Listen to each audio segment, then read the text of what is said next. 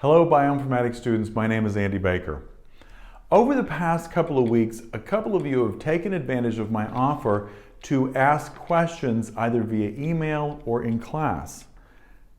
So I have here 7 questions and I have 7 answers. So let's get into it. Questions number 1 and 2 come to us from Judy. Judy's first question is, in the first handout, question number 15, after the word replied, there's a comma. Could you also, she asked, could you also use a colon? Yes, you could. Sometimes in dialogue, instead of a comma, they'll put a colon. People do that in all different kinds of ways. Is that allowable? Absolutely. Question number 2, in the second handout, this is question number 11. In the second handout, there's already a comma after the fanboy, before the fanboy, yet, I believe it is, comma, yet. After the word arrived later in the sentence, should we also use a comma? The answer is yes. So there you go. Thank you very much, Judy, for those 2 questions. I think I've already answered them, but now they're really super answered, right? Questions 3, 4, and 5 come to us from Nikki. Nikki asked about the apostrophes worksheet. Questions 10, 18, and 19 are different in the answer sheet than they were in the exercise sheet. It's because I was trying to do some stuff and when stuff got transferred over. Now the exercise sheet looks exactly like the answer sheet. And if that confused you, you might go back in there. They're labeled as alternative 10, alternative 18, and alternative 19. But sorry for that confusion. There's some stuff about apostrophes I wasn't necessarily enthusiastic about getting into. I might go ahead and make another video to talk about plurals because apostrophes and plurals can get kind of confusing. So I might do that, but these, just to let you know, the apostrophes worksheet, the exercise sheet, and the answer sheet now match up completely. Thank you, Nikki. Let's move on. Our final 2 questions come to us from Julia.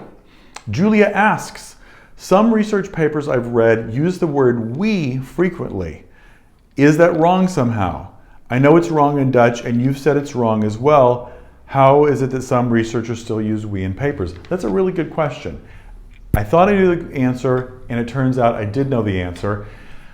When they're saying we, they're talking about we, the authors. So that's why they use we. And you are an I, and that's why you're not going to use the word we. But is it wrong, she asks. I'm going to say that I'm going to refer back to this. It says, if your publisher's guidelines for authors say don't use we or I, then don't use we or I. And I am basically your publisher here. I'm the person giving the guidelines, and I'm saying don't use we or I. So that's why not to use it. If you see it in a paper and it says we, is it wrong? Or even if it says I, no, is it wrong? No, because their guidelines were that they could use we or I. I think it's a really good practice for you when you want to say we or I, just to not use it, to turn it around. I did this becomes this was done, because that's how passive sentence construction is used, and you want to practice using that. If in the future you are writing for some paper or some journal and they say you can use we or I, or if they don't say that you can't use it, go ahead and use it. But for this, you're going to use that. It's like, I hope that doesn't sound just like your mom saying, because I told you so, because that's not, it's because that's the guidelines.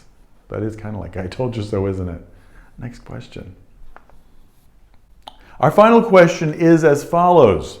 I don't quite understand the turn your whole sentence from active to passive to make it sound better thing. How do you know when to do this? So apparently I'd said in one of those videos, turn your whole sentence from active to passive to make it sound better. So what are my thoughts on that now? Well, first of all, rule 1 is in writing is write in active. Somebody did something, rather than something was done by somebody, it just sounds better, it's an easier construction. So the rule is write in write active. But sometimes you need to use passive. When do you need to use passive? Well, in your case, mostly it's because you don't want to say I or we. So let's say my sentence is, I applied swatches. But I don't want to use I, so I'm going to use swatches were applied.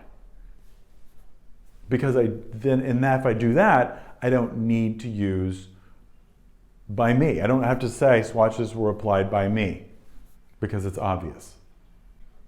By the way, when are the 3 times when you don't use the agent, which was the by me piece? When do you not use the agent? You don't use the agent when it's obvious, or when you don't know, or when you just don't care. I don't know, I don't care, it's obvious, then I don't need to use the agent. So that's when you use it. In general, you're going to use active sentence construction. And using passive to leave out I or we is just it's just a necessary evil or whatever. Also, you should just know when to use it. But it doesn't necessarily, to answer your question, Julia, it doesn't necessarily make it sound more formal. People think it does, and I think that's why people sometimes get into writing in passive, but it doesn't. Write active, it sounds better. So that's that.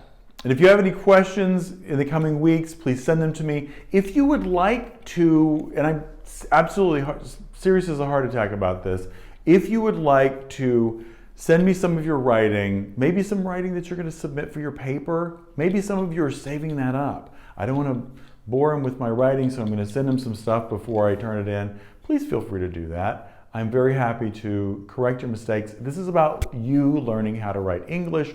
It's not about me catching you making mistakes on the day, because that's not going to help anyone, is it?